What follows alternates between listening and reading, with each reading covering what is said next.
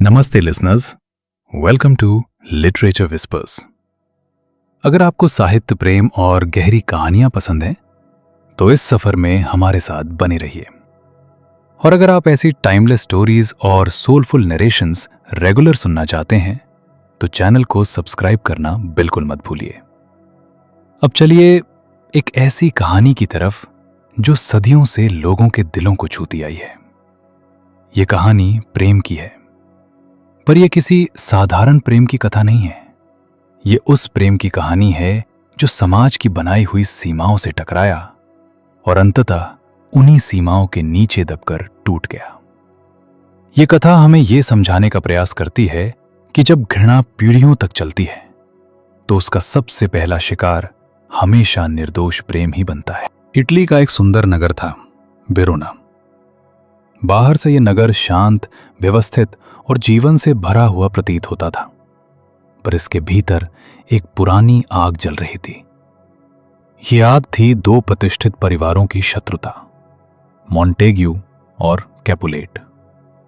किसी को यह भी ठीक से स्मरण नहीं था कि यह दुश्मनी कब और क्यों शुरू हुई थी, पर घृणा इतनी गहरी हो चुकी थी कि उसका कारण भुला दिया गया था, केवल उसका बोझ शेष रह गया था। इसी वातावरण में रोमियो मॉन्टेग्यू का जीवन बीत रहा था। रोमियो एक संवेदनशील, विचारशील और भावुक युवक था। वो प्रेम में विश्वास करता था, पर उसका हृदय अब तक अधूरे प्रेम की पीड़ा से भरा हुआ था। वो अक्सर अकेलेपन में डूबा रहता, प्रकृति के बीच भटकता और स्वयं से प्रश्न करता, क्या प्रेम वास्तव में अस्तित्व में है या ये केवल एक कल्पना मात्र है। उसी नगर में रहती थी जूलियट कैपुलेट। वो अभी बहुत छोटी थी, पर उसके भीतर संवेदनाओं की गहराई थी। उसका हृदय सरल था, मन निष्कपट और आंखों में जीवन को जानने की जिज्ञासा। उसे ये आभास भी नहीं था कि उसका भाग्य उसे ऐसे प्रेम की ओर ले जाने वाला है जिसकी कीमत जीवन से भी बड़ी होगी। एक दिन कैपुलेट परिवार अपने घर में एक भव्य उत्सव का आयोजन करता है। चारों ओर संगीत, नृत्य, रोशनी और उल्लास फैल जाता है। रोमियो अपने मित्रों के साथ भेष बदलकर इस उत्सव में प्रवेश करता है। वहीं भीड़ के बीच उसकी दृष्टि पहली बार जूलियट पर ठहर जाती है। उस एक क्षण में रोमियो को ऐसा अनुभव होता है मानो उसके जीवन की सारी उदासी समाप्त हो गई हो। उसे लगता है कि उसने पहली बार प्रेम का वास्तविक अर्थ समझा है। जूलियट भी उसी क्षण रोमियो की ओर खिंच जाती है। दोनों के लिए यह आकर्षण आकस्मिक नहीं, बल्कि नियति का संकेत था। जब उन्हें यह सच्चाई पता चलती है कि वे एक दूसरे के शत्रु परिवारों से हैं, तो उनके हृदय भय से कांप उठते हैं। पर प्रेम डर से अधिक शक्तिशाली होता है। वे एक दूसरे से दूर जाने के बजाय और भी अधिक जुड़ जाते हैं। रात के अंधकार में रोमियो कैपुलेट के बगीचे में प्रवेश करता है। जूलियट अपनी बालकनी पर खड़ी होती है, चांदनी में नहाई हुई, अपने विचारों में खोई हुई।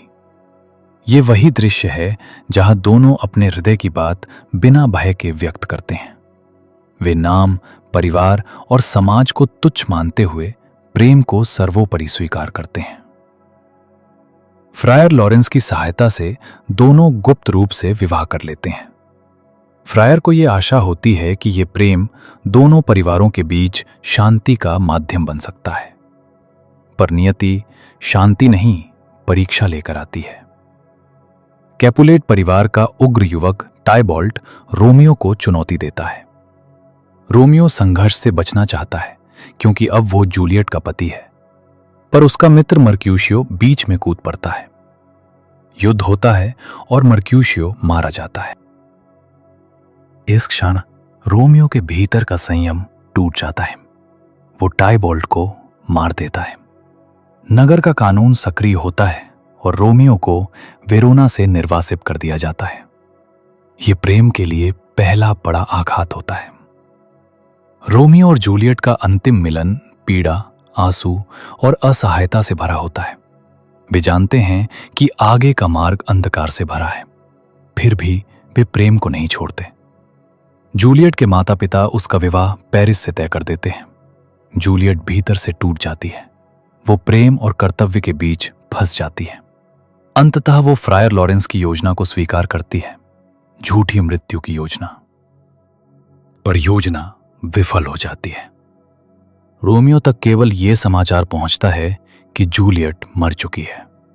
सच्चाई उससे छिपी रह जाती है। दुख में डूबा रोमियो जहर खरीदता है और वेरोना लौट आता है। कब्रिस्तान में वो जूलियट के निर्जीव शरीर को देखता है।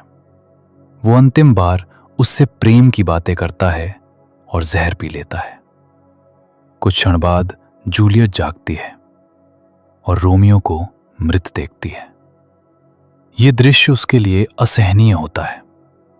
वो रोमियो की तलवार उठाती है और अपने जीवन का अंत कर लेती है। दो निर्दोष प्रेमियों की मृत्यु अंततः दोनों परिवारों को जगा देती है। घृणा समाप्त होती है, पर उसकी कीमत 2 जीवन होती है। रोमियो और जूलियट मर जाते हैं, पर उनका प्रेम अमर हो जाता है। ये कथा हमें सिखाती है कि जब समाज प्रेम को स्वीकार नहीं करता, तो प्रेम इतिहास बन जाता है और मानवता हार जाती है।